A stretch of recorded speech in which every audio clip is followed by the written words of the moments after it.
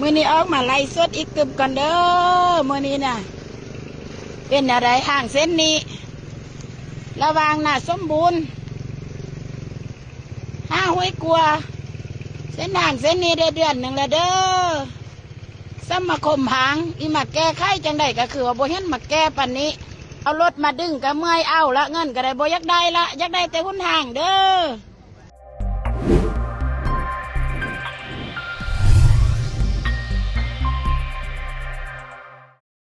สบายดีท่านผู้ชมกลับมาพบกับช่อง Talk the New และใน EP นี้เราจะมาเว้าถึงประชาชนลาวคนหนึ่งที่ว่าได้ไลฟ์สด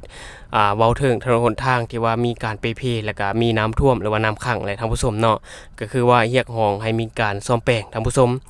ซึ่งในตอนเช้าของมื้อนี้เนาะในวันที่3มิถุนายนนี่นะเฮาได้เลื่อนเฟซไปเห็นก็คือว่ามีเพจโทรโข่งที่เป็นเพจของทางการลาวได้แชร์เกี่ยวกับมีประชาชนลาวคนหนึ่งที่ว่าได้ไลฟ์สดเกี่ยวกับถนนหนทางที่ว่ามีการเพแล้วก็มีน้ำท่วมน้ำขังในการสัญจรติดขัดไปมายากท่านผู้ชมเนาะและพวกเกี่ยวก็ได้ไลฟ์สดออกมาใน3วันที่ผ่านมาท่านผู้ชมซึ่งประชาชนไลฟ์สดนี่เนาะซึ่งพวกเกี่ยวที่ว่าไลฟ์สดนี่อันนี้ก็ขอเอ่ยชื่อเนาะท่านผู้ชมเนาะก็คือว่าชื่อนางนงคารพีลาอ้อนท่านผู้ชมที่ว่าได้ไลฟ์สดเกี่ยวกับถนนหนทางที่ว่ามีการเพเนาะอยากให้มีการซ่อมแปลงก็คือว่าพวกเกี่ยวได้เว้าถึงว่าบ่อยากได้เงินแล้วเนาะก็คือว่าอยากได้ถนนหนทางอยากให้มีการซ่อมแปลงให้มันดีท่านผู้ชมเนาะอันนี้ก็ถือว่าเป็นเรื่องที่มันเกิดขึ้นอยู่ในสปป.ลาวเฮาในปัจจุบันบ่ว่าจะเลื่อนไปตามสื่อโซเชียลหลายๆช่องหลายๆสื่อเขาเจ้าก็ได้นำเสนอเกี่ยวกับถนนหนทางของสปป.ลาวในปัจจุบันถือว่ามีการเพอย่างหลวงหลายอย่างเช่นในทางภาคเหนือของสปป.ลาวเนาะท่านผู้ชมหวังว่าพี่น้องฟังลาวและกับฟังไทยก็น่าจะเห็นข่าวที่ว่าหลายๆช่องหลายๆสื่อที่เขาเจ้าได้นำเสนอไปหนทางที่ว่ามีการเพเนาะมีเพแล้วก็เป็นต่มเป็นเบื้อมท่านผู้ชมเฮ็ดให้การสัญจรไปมานี่ลำบากหลายอย่างเช่นอยู่ในแขวงหอพันแล้วก็ภูเกาลักท่านผู้ชมเฮ็ดให้รถติดการสัญจรติดขัดอย่างต่างๆเนาะท่านผู้ชมเนาะแล้วก็มีหลายๆบ่อนที่ว่าได้เรียกร้องให้มีการซ่อมแปลงแต่ว่าในบางบ่อนก็มีการซ่อมแปลงเพื่อซ้ำซ่าในการขับขี่ให้พอไปมาหาสู่กันได้นี่แหละเนาะก็คือว่ามีการซ่อมแปลงอยู่ในบางจุดท่านผู้ชมก็ถือว่าต้องยอมรับว่ามันเป็นฤดูฝนเนาะท่านผู้ชมเนาะเป็นฤดูฝนแล้วก็บวกกับรถบรรทุกที่ว่าตั้งนักทำสมหรือว่าแก่นักในการเที่ยวทางต่างๆเนาะเวลาฝนตกก็จะให้มีน้ำเซาะน้ำเสียดให้เกิดห้องเกิดห้อยแล้วเวลารถบรรทุกเนาะรถบรรทุกที่ว่าตั้งนักเนี่ยนะไปก็จะให้เส้นทางเป็นคุ้มเป็นบ่อไปเนาะท่านผู้ชมเนาะแล้วก็ให้เส้นทางมีการเพท่านผู้ชมและแนวใดก็ตามเนาะท่านผู้ชมสำหรับEP นี้เฮาก็บ่แม่นว่าจะมาวิพากษ์วิจารณ์ประเทศตัวเองเนาะก็คือว่าจะเว้าตามความเป็นจริงที่ว่ามันเกิดขึ้นอยู่ในสปป.ลาวและก็มีหลายๆเพจหลายๆสื่อที่เขาได้โพสต์หรือว่าได้แชร์ลงในสื่อโซเชียลแม่นบ่ท่านผู้ชมเฮาก็เก็บข้อมูลตัวนี้นี่แหละเอามาฝากท่านผู้ชมให้ได้รับรู้รับฟังไปนำกันเนาะท่านผู้ชมเนาะเพื่อว่าจะเป็นการประสานสำหรับนักท่องเที่ยวที่ว่าจะมาเที่ยวลาวบางคนเนาะบ่ว่าจะเป็นพี่น้องฝั่งไทยหรือว่าฝั่งใดก็ตามที่ว่าจะมาเที่ยวลาวเนาะก็อยากให้ฮู้ว่าหนทางในบางเส้นทางก็คือว่ายังไปบ่ได้ท่านผู้ชมคือว่ายังมีการติดขัดและการยุ่งยากลำบากหลายสำหรับท่านผู้ชมหรือว่าพี่น้องฝั่งไทยที่ว่าจะขึ้นไปเที่ยวอยู่ที่หลวงพระบางเนาะขึ้นไปเที่ยวภาคเหนือของลาวแนะนำเนาะบ่อยากให้เอารถส่วนตัวไปก็คือว่าขี่รถไฟไปจะดีกว่าท่านผู้ชมเพราะว่าเส้นทางไปทางหลวงพระบางผ่านภูเกาลักนี่ถือว่ามีความยุ่งยากท่านผู้ชม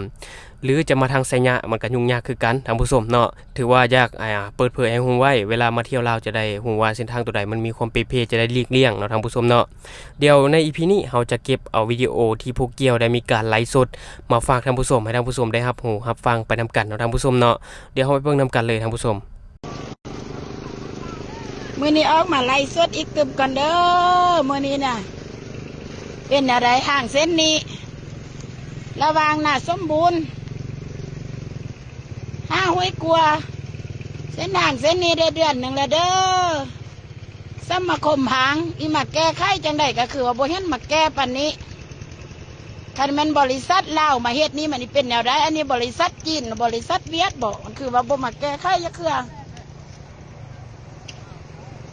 รถคันใดมากกะค่าเจ้านี่ก็บ่ร้อนนี่เอาเงินดึงละเอารถมาดึงก็เมื่อยเอาละเงินก็ได้บ่อยากได้ละอยากได้แต่หุ้นห่างเด้อ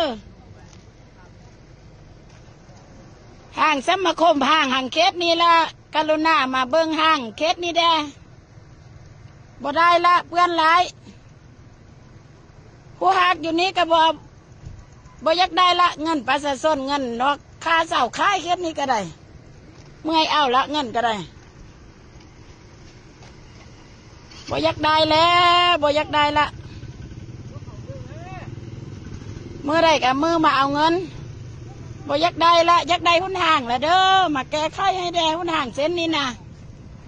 จากไหนมันอีหัวหมดลั่นมันสุมันคอยนี้บ้าละ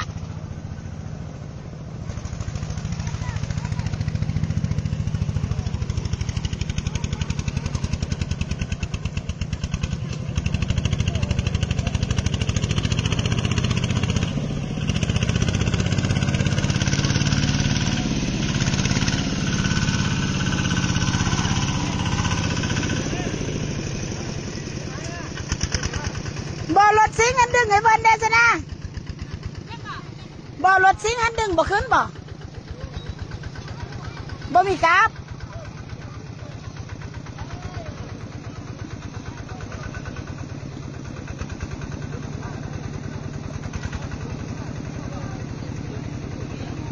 กราฟจะมาเราบ่มี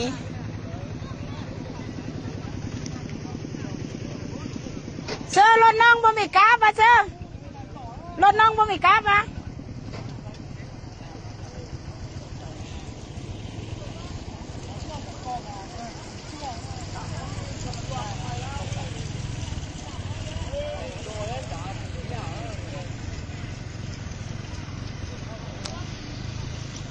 อ่างเส้นนี้มันไปบ่ได้ละเด้อเฮ็ดแนวใดก็มาเฮ็ดละเด้อมันอีไปหัวหมดล้านมันค่อยมันละเด้เนี่ยจากนั้นเนี่ยก็ตั้งโรงงานมันต้นละก็เม้นเน่าไปใส่หมู่บ้านหาหมดละเดี๋ยวเป็นอย่างนี้ และที่ผ่านไปก็คือวิดีโอไลฟ์สดที่ว่าผู้เกี่ยวได้โพสต์เกี่ยวกับถนนหนทางเนาะก็คือว่าอยากให้มีการซ่อมแปลงบ่อยากได้เงินแล้วก็คืออยากได้ถนนหนทางที่ว่ามันสะดวกสบายเนาะอีกอย่างมันกระท่วมหรือว่าเกิดมีน้ำขังเพราะบ่มีห้องระบายน้ำเนาะท่านผู้ชมเนาะเวลาฝนตกมา1ก็เฮ็ดให้มีน้ำขังเฮ็ดให้การสัญจรติดขัดเนาะท่านผู้ชมอันนี้ก็ต้องค่อยไปค่อยมาแหละเนาะอันนี้ก็บ่ฮู้สิเว้ามีแต่ค่อยไปค่อยมาเอาเพราะว่าเส้นทางบางทีรัฐบาลเพิ่นก็กำลังเร่งแก้ไขอยู่ก็เป็นไปได้เนาะอันนี้เนาะ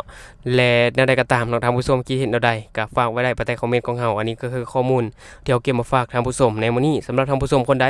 เบิ่งคลิปของเฮามาฮอดปัจจุบันแล้วยังบ่ได้กดติดตามช่องยังบ่ได้กดกระดิ่งแจ้งเตือนก็ฝากไปกดกระดิ่งแจ้งเตือนไปกดติดตามเพื่อเป็นกำลังใจให้ข้าพเจ้าได้ผลิตคลิปดีแบบนี้ออกมาเรื่อยๆเนาะท่านผู้ชมอย่าลืมสนับสนุนกันด้วยการกดติดตามช่องขอขอบใจ